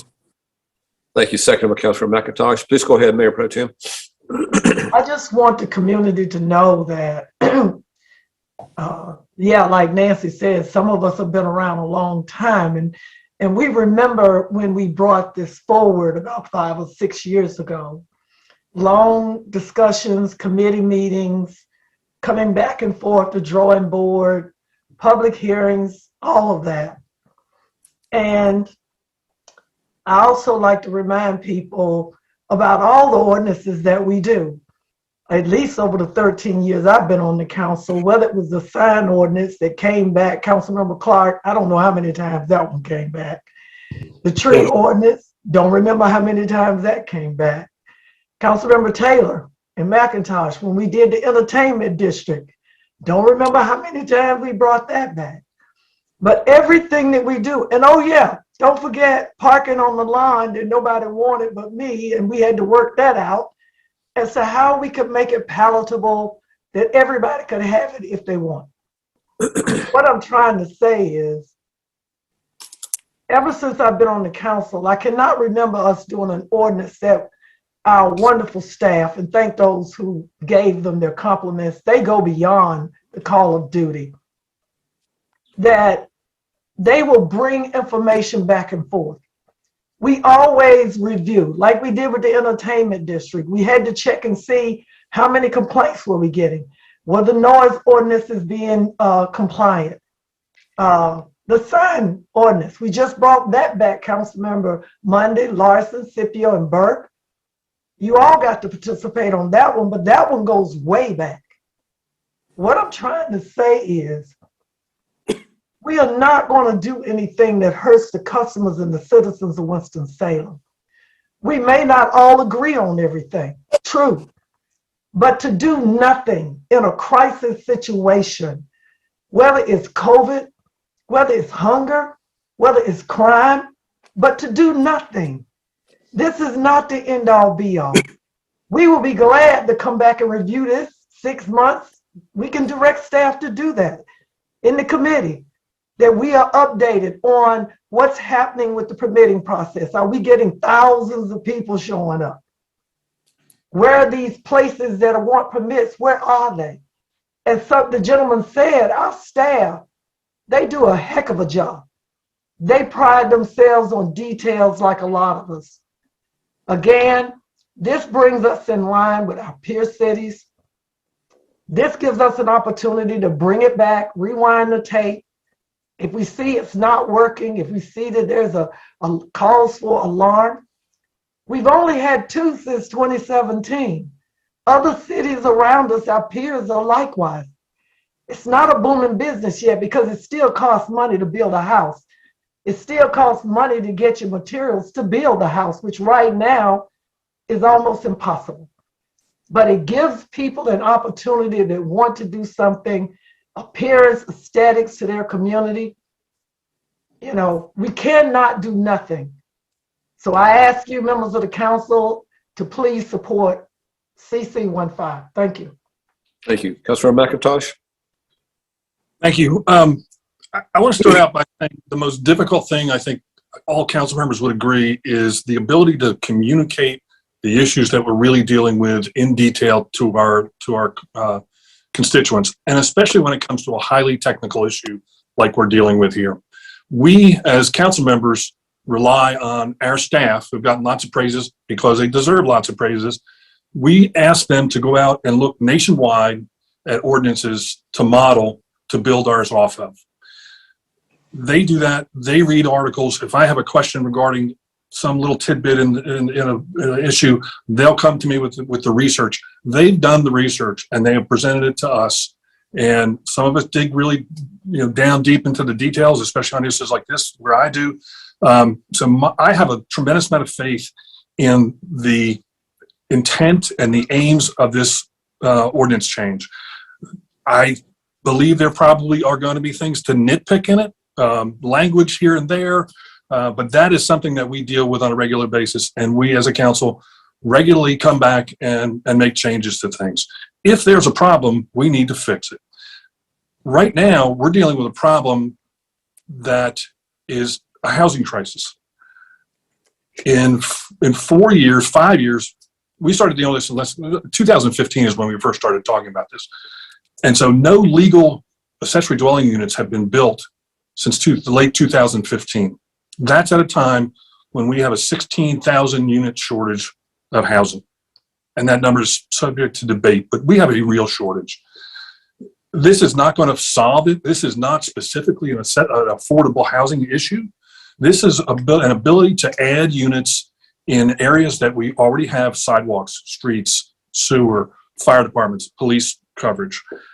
If we don't allow people to gently increase the density in our existing neighborhoods, their option is either to not move to Winston-Salem, and they're moving to Winston-Salem. Our population is increasing. Their option is to move further out. And if we want to talk about negative impacts on the environment, spreading our population out further is far more significantly damaging than allowing accessory dwelling units.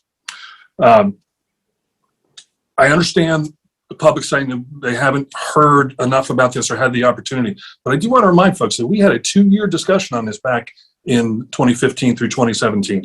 And it was largely, I have not heard any different arguments this time around, and it's largely the same people who were involved in that discussion before. And in the meantime, we're facing issues like John McPherson talked about, a $232,000 house in a market that is increasing in price at 18% per year, and that's a low estimate. That's over $2,000 per month that the price of that house goes up. That's a moving target for somebody who's trying to buy a house. $232,000 is a lot of money to a lot of people, and it's increasing by $2,000 a month or more. My suggestion is that we pass this ordinance, we do some education about what the ordinance really contains, and then we come back and we have discussions around how we need to tweak it. I don't think it needs wholesale change. I do think there are things that we can have discussion about, but I'm in favor of passing this now and coming back and ironing out minor flaws as we go forward. Thank you. Thank you. Councilor Clark? Yes, and by the way, I'm very much under the weather. I will try to get through this. There are more detached dwelling units in the West Ward than any other ward, I would guess, by far. Buena Vista is absolutely loaded with them. In our neighborhood, we call them garage apartments. But I would say more houses than not in Buena Vista that were built in the 40s, 50s have garage apartments. I have never gotten a call from anybody complaining about them. Most of them are not occupied. I think they use it as an attic. But I am aware of a few that have been used over the years, mostly for grad students that really don't want to live in an apartment complex with a lot of noise at the swimming pool or whatever. I have had, in my 21 years on this council, 3 requests for a detached dwelling unit. One of the 2 that has been approved was in my ward. It was approved just a couple of months ago. It is for an elderly father. The other 2 that I talked to folks about were also for elderly parents. It is affordable in the sense that the alternative is not an apartment. The alternative may be Salem Town or some other assisted living facility. So it is a way for folks to have their elderly, usually it's a parent nearby. I really don't think it will solve a lot of affordable housing. If you assume someone builds a 1,000 square foot at $100 a square foot, that's $100,000. You're not going to build these things to rent. You're going to build them because the alternative is your mother has to go to a nursing home or has to do whatever. One thing the staff did do for us, and it is not shown tonight, is we did look at what has happened in other cities. Do they have a lot of units being built? And their answer is no. There is no avalanche here. These tend to be very specialized and very specific to a particular situation. So when and if we pass this, you're not going to see that many requests. It's just not going to happen. And lastly, I would like to say, and I do not live in Ardmore, I do not represent Ardmore, but Ardmore may have certain issues unique to them that I cannot relate to. So I do appreciate your opinions. But I see no downside. We can certainly take a look at it. We can't build any fewer. And the 2 that have been approved have yet to be built, by the way. And if we have issues, we can deal with it then. Thank you. Thank you, Mr. Clark. Councilor Scipio. Yes. I think this is a very interesting discussion that we're having on these accessory dwelling units. On one hand, it seems to be a possible tool that we can use to impact affordable housing. On the other end, it's a wonderful tool to help with aging parents or students or what have you. But there are people in our community who see it as a real detriment to their neighborhoods. If I look at Reynoldstown, which is a very historic neighborhood, and it is mostly investor income, the residents there are telling me they're so fearful that all of a sudden there are going to be these investment properties on the already small lots, which is a challenge. There's mostly on-street parking now. So when you build an accessory dwelling, where do the new people park? So the issue for me is that we have residents who want to help us make a good ordinance, and yet we're not allowing them to do that. We're allowing our staff, which is excellent, particularly in looking at other cities. They do a great analysis of that. I do think we have one of the finest planning staffs in the state, from what I have just experienced and learned from them. But we do have residents, and the residents are the people who impact the culture and the flavor of this community. And I believe there are times we need to allow them to have an open discussion, because there may be some things that our staff isn't experiencing in these neighborhoods that they could benefit from. I am in favor of the accessory dwellings, but I also am very, very in favor of allowing our residents to speak and to help us have a better city. And though we've heard from lots of people from Ardmore, I got lots of calls from the east side of town.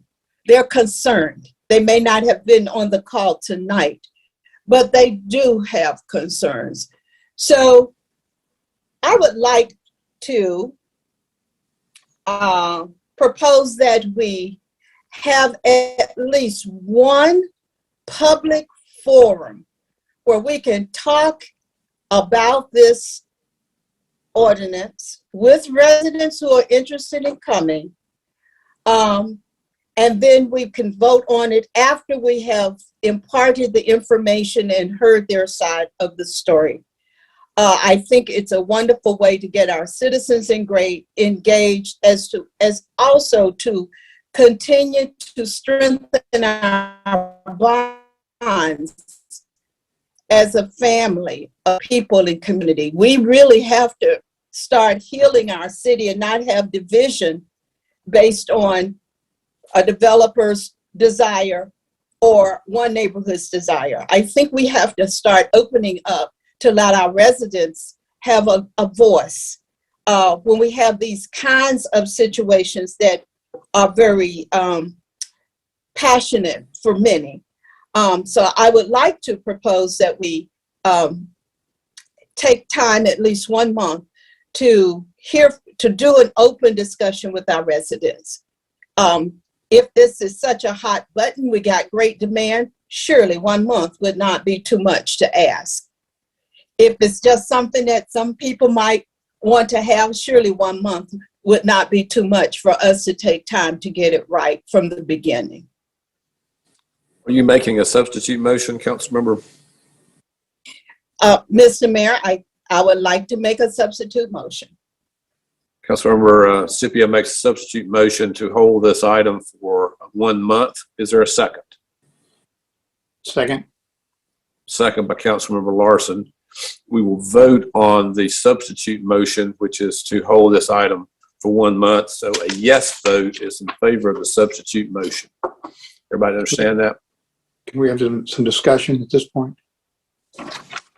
Larson, you may add to the comments if you'd like to, on the substitute motion only. On the substitute motion. Thank you, Mayor, for the opportunity. You know, those of us who were in Winston-Salem back in the 70s and 80s remember a period of back to the city movement in which a number of neighborhoods had undergone deterioration previously and had been divided up in apartments and drink houses and what have you. And West Salem, West End, Washington Park, a variety of neighborhoods pulled themselves up. And I think if there's a fear now being articulated, what we heard tonight, is that there's a fear that somehow or another we're going to revert to a situation where we have absentee landlords developing our lot because they have the economic wherewithal to do it. They bought the property up. We know that absentee purchasing of property is a trend these days. It's sort of an investment property. And then expanding that ability to generate revenue, I think, is a fear. We're really dealing with two things tonight, which I think are relevant. One is the process in which we decide how to implement ADUs into the landscape. And I think everybody has agreed that ADUs have a place, and I don't think that's a discussion point. I think the discussion point is how do we approve them, or what is the process? Currently, City Council has a direct role in it, and public involvement has a role through the City Council members. The second thing to be answered, well, and then the substitute is basically taking that authority away from City Council and placing it in the hands of city staff. And there's an argument for that we've heard. Basically allow city staff to do the approval process without review by city council. The second part of it is what are the guidelines or the guardrails which city staff operates under in the case of approving these. And that involves how these buildings are situated on the sites. And so when we've heard a variety of concerns tonight, well, I guess my biggest concern is it appears from looking at the record of what we've seen in the last month or so is a request for this public hearing go all the way back to October or so, well before the planning board met. And apparently they have not been responsive for whatever reason. That hearing has not occurred. And that I find troublesome. I would agree that there may be the feeling among certain council members that we beat this horse to death.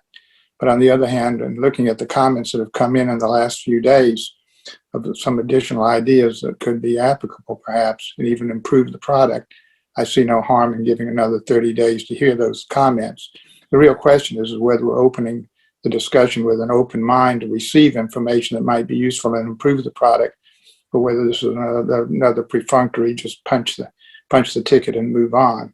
I'm hoping that we can have a meaningful dialogue and actually ask what the problems are that the community sees. I mean, I appreciate staff's attention to peer review and peer study.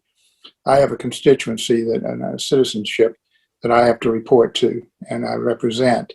And I think that the homeowners and the neighborhood associations, the people that have invested in this city and have skin in the game, deserve a forum for their concerns to be aired and see if there's common ground enough to cover those concerns. Our movement in this particular document is away from what the county's doing in a fairly radical way. And I think there's some explanation is worthy of having what those are about and why we're doing certain things that we're doing that the public would like to know. There may be grounds for it, but the public doesn't understand that now. So if nothing else, it should be informed. If nothing else, we should also have the ability to hear them and accept good recommendations. So that's why I seconded the motion. Thank you. Councilor Raimondi, you asked to be recognized. Do you want to speak to the substitute motion or to the original motion? I want to speak, I think, to the substitute motion because I want to clarify something that I didn't understand until just recently, and that is a lot of the people who have been voicing concerns were, in fact, the people who were involved in forming this amendment several years ago. And it just seems to me we got public input. We had very engaged folks. And we used that information to put together an amendment, and it hasn't been successful. So I don't think it's fair to say that we've shut people out. I think what we're doing is using a different avenue to try to be successful because using that community input just didn't work out. That's my comment. Thank you, Mr. Mayor. Thank you, Councilor Raimondi. All right, we'll now vote on the substitute motion, which is to hold this item for 1 month. And I think Councilor Scipio to include a public forum during that 1 month period.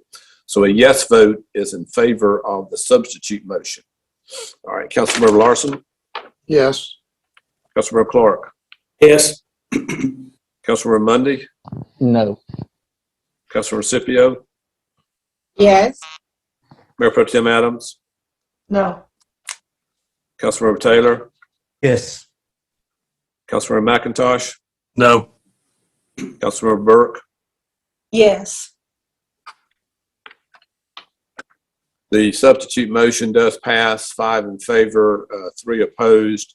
The item will come back to this council in the second meeting, I guess, or excuse me, the first meeting in February. And during that time, we would hold a public forum of some sort that the staff would be able to present and answer questions. Thank you all very much for that. We'll move on now to item G12. Item G12, public hearing on the ordinance designating certain property as a local historic landmark, Shipley Building. Community Development Housing General Government Committee recommends denial of this petition. All right, thank you. I think Michelle McCullough is going to make the staff presentation on this item. Then we'll hold the public hearing.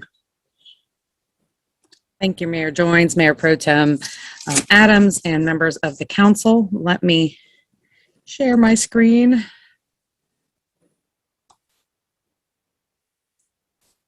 Can you see it now? Can you see my presentation? No. Huh? It's not coming up, Michelle. Your desktop. Just see my desktop. Okay. Correct.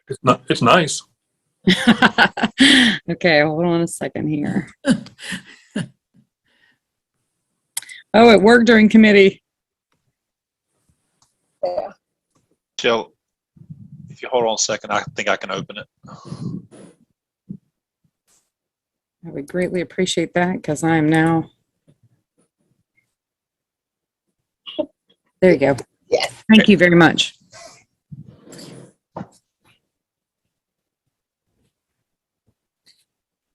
So this evening's local historic landmark designation application is for the Shipley Building at 609 North Liberty Street.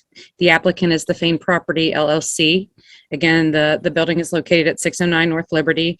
The block and lot and pin are on the screen, and it's about 0.09 portions of an acre. The designation that is requested is for the entire exterior and interior of the Shipley Building.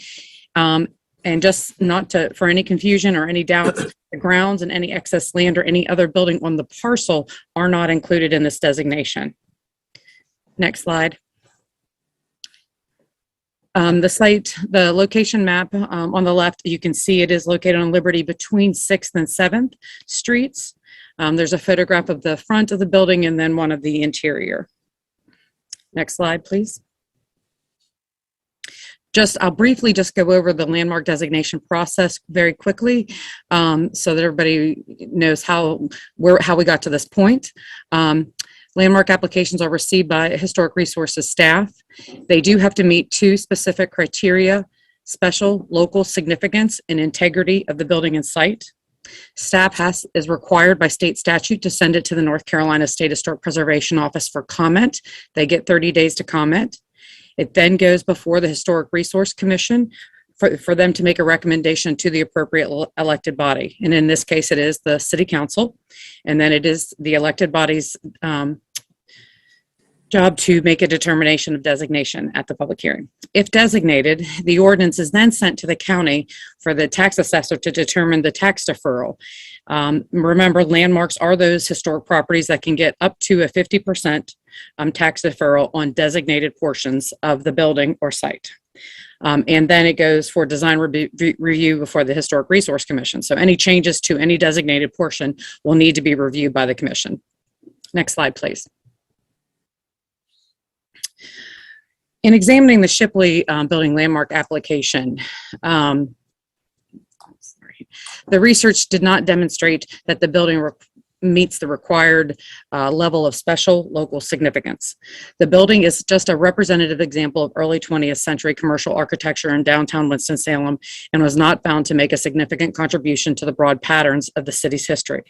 Mr. Shipley, the building's namesake, his contributions to the city are standard of a successful businessman in the 1920s and 30s, which was Winston-Salem's era of success. That was our heyday. The building is not exceptional or special architecturally. It has not been found to be the work of a master, possess high artistic value, represent a significant or distinguishable entity of distinctive characteristics of a type, period, or method of construction. Meaning the architecture in the building itself was not something special. There wasn't an architect listed in the application or anything. The 7 levels of integrity, several of them were met. The design and material were brought up by the representatives, consultants to be not strong, and those should be the strongest in the integrity category. Next slide, please. The North Carolina State Historic Preservation Office was sent the application and they returned comments on August 19, 2021. The Forsyth County Historic Resource Commission held a public hearing on November 3rd, 2021. The applicant's representative spoke at the hearing. The HRC found unanimously that the Shipley building does not meet the criteria for designation as a local historic landmark. Just one more comment. This building is a contributing structure in the Downtown North Historic District. It is eligible for the state and federal historic rehabilitation tax credit program, and the current owner is taking advantage of that program, which we're very excited about. And so I just wanted to bring that up too. I'm here for any questions, and the applicant is on the line. And Michelle, you may just want to mention this did go to General Government Committee, and the committee did recommend denial of it. Oh, yes, yes. I'm sorry. Thank you, Ms. King. Mr. Larson, do you have a question of Ms. McCullough? Yes, thank you, Mr. McCullough. Very informative. What did the state SHPO office have to say in their comments about this building? So the state reviewed the application and they found that they felt the application did not have information enough to meet that special significance or integrity level. And they asked us to send it back to the applicant. And we did do that. They returned it and then we sent it to the HRC. Staff and the HRC still felt it did not meet those two criteria. Thank you. All right, thank you. Any other questions, Mr. McCullough? All right, we will, Councilor McIntosh. Yes, Michelle, you said that the folks did take advantage and are using historic tax credits. Correct. And can you just give us a real quick spin on sort of how that program works and what the financial advantages are of that? Correct. So the difference between a local historic landmark and the tax credit program, the rehabilitation tax credit program is just on a one-time rehabilitation. It is administered by the State Historic Preservation Office. There's an application. You have to be on the National Register. You can be part of the district or you can be individually listed. There are two types of tax credits. There are federal tax credits, and those are for income-producing properties. So this is a commercial structure. So they do qualify for that income-producing tax credit. And in the state of North Carolina, we're very fortunate. We do have a residential and then a matching income producing tax credit. So in this case, it's income producing again. Over the last several years, the tax credits have kind of changed. They sunsetted for a year. We lost them. They came back. And so I'm not an expert anymore about what the levels are.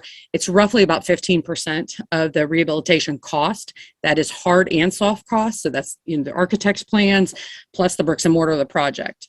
So it's a really good project, really good program. And again, Innovation Corridor, think about that. That's our Winston-Salem Tobacco District. A lot of those buildings took advantage of that program and, we're able to save millions of dollars because of that. But it's a one-time deal for that project. The landmark is a 50% tax deferral in perpetuity with the project, with the property, I mean. So on every $1 million of qualified rehab cost, it's about a $15,000 return to the property owner, the investor. It's about 15%. Yeah. And I keep looking up here. I have a cheat sheet. Right. No, that's okay. And there's different tiers and different, things that they can meet. Okay. So. And the bar is very much lower on that. Your building just needs to be in a historic district and be a qualifying, a contributing project. That doesn't need to be that standout project or a standout building that you had mentioned before. Correct. And it can be in the district. And that's why we do districts, because not every building can stand out. So yes, it can be just that. Yes. Great. Okay, thank you. And it just has to meet the Secretary of Interior standards. So it doesn't have to meet like our local landmark guidelines or anything or things like that. Thank you very much. All right, Councilor Scipio had a question.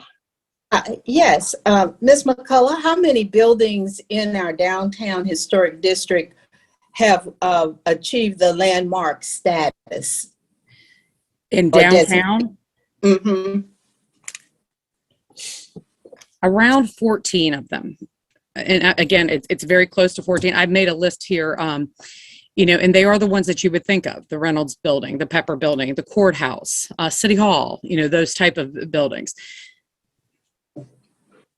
They are a notch above the others. Correct. They are very significant. They're just not old. Correct. It's beyond just being old. It's being a notch up, and they get that designation. And so the research is showing that this one building, it does not have that extra to give it that designation. Correct. Okay. Thank you. Thank you. We'll now hear from the applicant for this designation. Mr. Murphy, do you have his contact, or Ms. McCullough, do you have his name? It's Tom. I do. Yeah, there are several folks that are signed up. We have Phil Helmstetter, and we also have Kayla Halberg that are signed up. So I'm not sure who wants to go first, but if you would just unmute yourself, state your name for the record, and give us your address before you begin your remarks. And limit your comments to 3 minutes, please. Hi, thank you, Mr. Mayor and Mayor Tempo. and council members. This is Philip Helmstetter. I live at 7 Robert Mills Circle in Charleston, South Carolina. I'd like to defer my time to Thomas Parareshi, my colleague.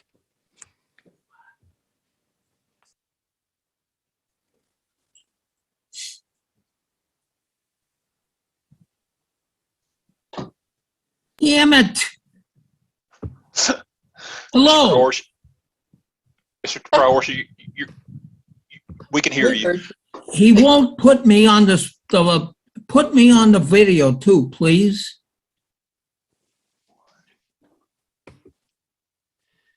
Tom, you're on. You can speak right now. Go ahead and make your case, please. I was told I was going to get a presentation.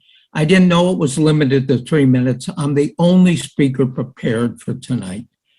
And please put me on the video. You're up, Mr. We don't have a camera showing you, but we're up. It says start video. You cannot start your video because the host. You're on. You're on. We see you. Thank you. Thank you. First of all, thank you for allowing me to speak. I did not know I was allowed only 3 minutes. So I'm going to go in reverse. What I'm going to ask council tonight is to defer this. It's too complicated an issue. I have 4 major points to make, and I'm going to breeze through them in case you don't allow more than the 3 minutes. The first point that I want to make is that the criteria for any historic building now, for any tax abatement, should include sustainability and the embodied energy in a building. Every building that's up for whether it's national tax credits, state tax credits, should now be also judged on sustainability and what it means in terms of the preserving the 40% of all the energy used in building a building, 40% is in building the building itself over the life of the whole building. All the energy used after that, and they say in residential buildings, it's actually 50 or 51%. So all the energy after that goes out the door. 40% of the entire energy is used in constructing the footings, the cement, the steel of the building. It should be a criteria in all historic tax abatements. The second point is the point about the long-term impact of what this COVID and work at home trend is going to mean on office buildings. I've done a lot of access on the research on it, and we're at about 25% now that people are working at home effectively.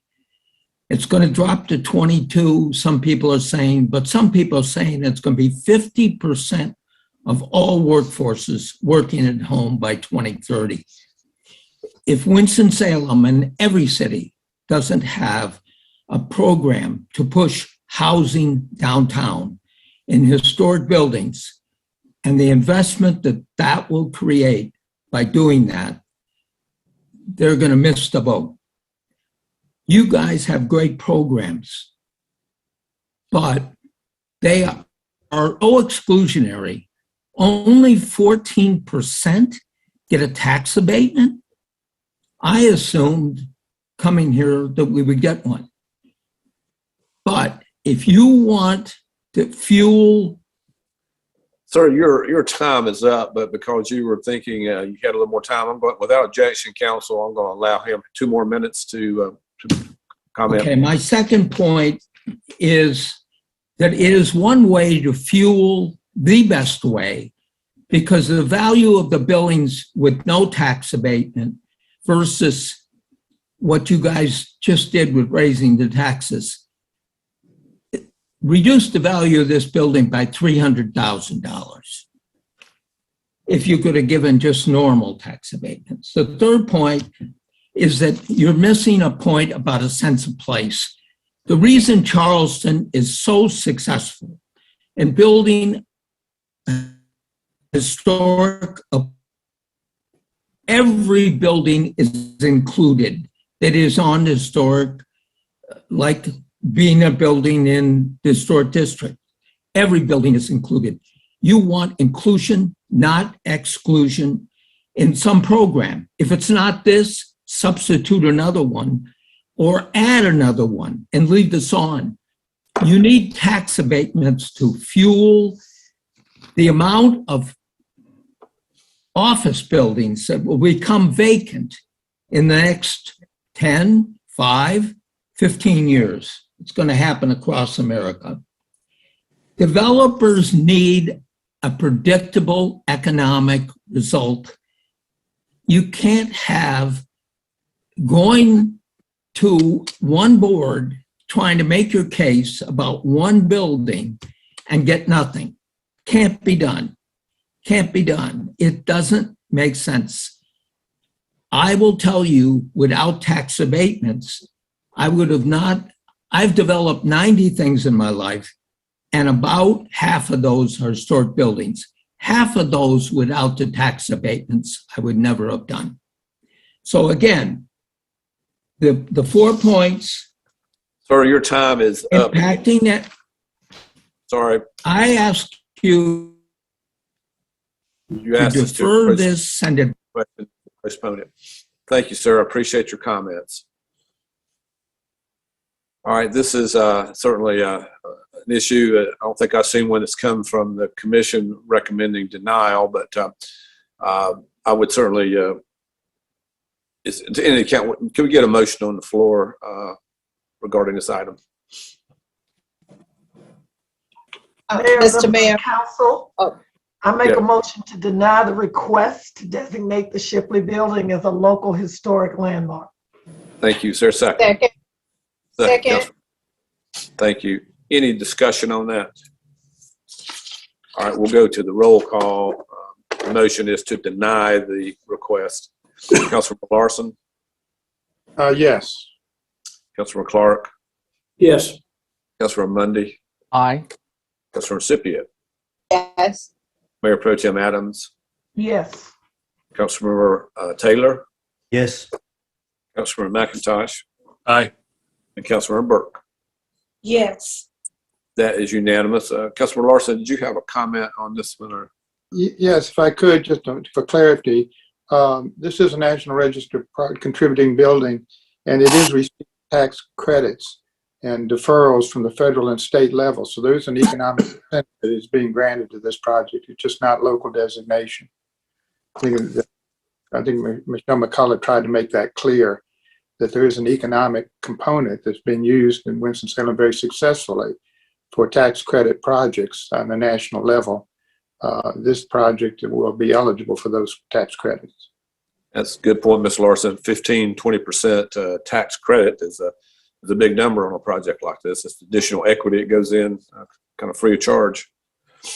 All right. Thank you all, Councilman. Thank you, Michelle McCullough. All right. Item G13. Item G13, public hearing on ordinance authorizing the issuance of a certificate of public convenience and necessity to prime time transportation for the operation of one limousine in the city of Winston-Salem, recommended by Public Safety Committee.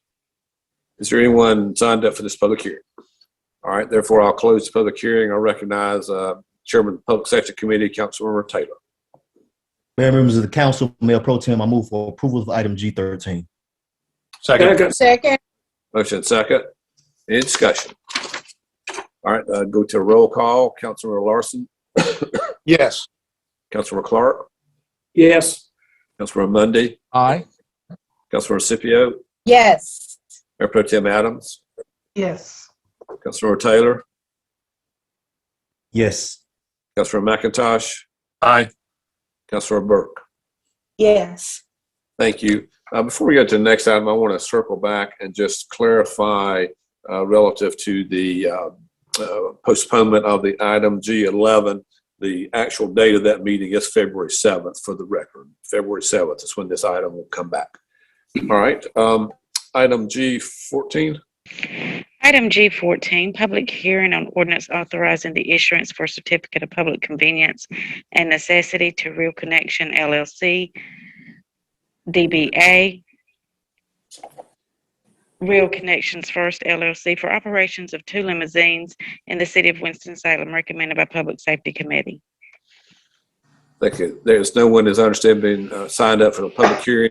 I'll therefore close the public hearing and again recognize Councilmember Taylor. I move for approval of item G14. Second. Motion is second. Any discussion? All right, we'll go to the roll call. Councilmember Larson, Yes. Councilmember Clark, Yes. Councilmember Mundy, Yes. Councilmember Scipio, Yes. Mayor Pro Tem Adams. Yes. Thank you. Councilmember Taylor, Yes. Councilmember McIntosh, Aye. and Councilmember Burke. Yes. Thank you. That's unanimous.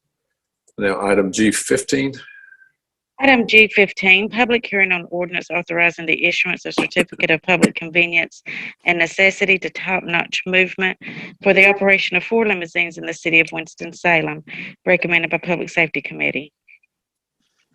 Again, there's no one signed up to be heard on this. I'll close the public hearing and recognize Councilmember Taylor. I move for approval of item G15. Second. Thank you, Councilmember Scipio. Seconds the motion. Any discussion? All right, roll call. Councilmember Larson, Yes. Councilmember Clark, Yes. Councilmember Mundy, Aye. Councilmember Scipio, Yes. Mayor Pro Tem Adams, Yes. Councilmember Taylor, Yay. Councilmember McIntosh, Aye. Councilmember Burke. Yes. Thank you. That is unanimous. Council members, I'm informed by staff that staff wishes to pull item G16 for some additional staff work related to some most recent CDC advisory, and this will come to Mayor Pro Tem's committee, I guess, next week for an update. So we now need to go to item G17. Item G17, closed session. We do need for a closed session, and I would recognize Mayor Pro Tem Adams for a motion, if she would, please. Thank you, Mayor. I move that the Winston-Salem City Council go into closed session pursuant to the North Carolina General Statute 143-318-11A3 and A5 to consult with and provide instructions to the city attorney and staff regarding 1, Forsyth County versus Old Town Civic Club, 16 CVD 3226, a tax foreclosure action involving property located at 0 Crossland, PIN number 6807987643, and 2, Forsyth County versus Visions Entertainment, ETAL 12 CVD 2934, a tax foreclosure action involving property located 1712 North Liberty Street, PIN number 6836532178, and to protect the attorney-client privilege. Thank you. Is there a second? Second. Thank you, Councilmember Clark. Any discussion? We'll have a roll call to go into closed session. Councilmember Larson, Yes. Councilmember Clark, Yeah. Councilmember Mundy, Aye. Councilmember Scipio, Yes. Mayor Pro Tem Adams, Yes. Councilmember Taylor, Yes. Councilmember McIntosh, Aye. Councilmember Burke. Yes. We'll now move into closed session. Can I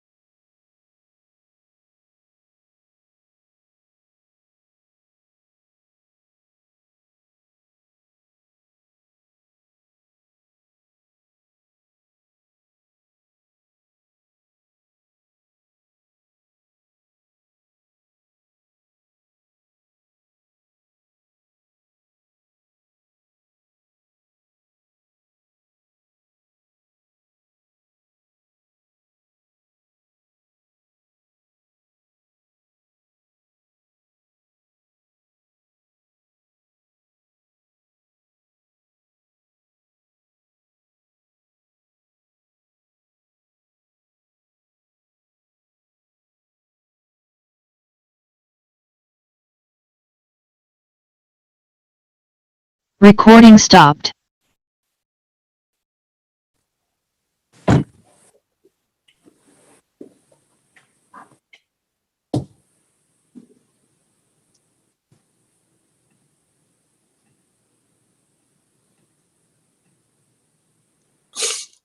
I have a motion to end the closed session. So moved. So moved. Thank you. All in favor of ending closed session, please say aye. Aye. Anyone opposed to ending the closed session, say no. Okay, we're back into open session. Councilmember Larson, I saw your hand up right as we were leaving the. I was just saying goodbye. Oh. Not that quick. Councilor Clark, did you have a comment? And you're muted. All right, I would entertain a motion to adjourn. So moved. Motion to adjourn. All those in favor of adjourning, please say aye. Aye. Anyone opposed to adjourn, please say no. All right, we are adjourned. Thank you, council members. Good meeting.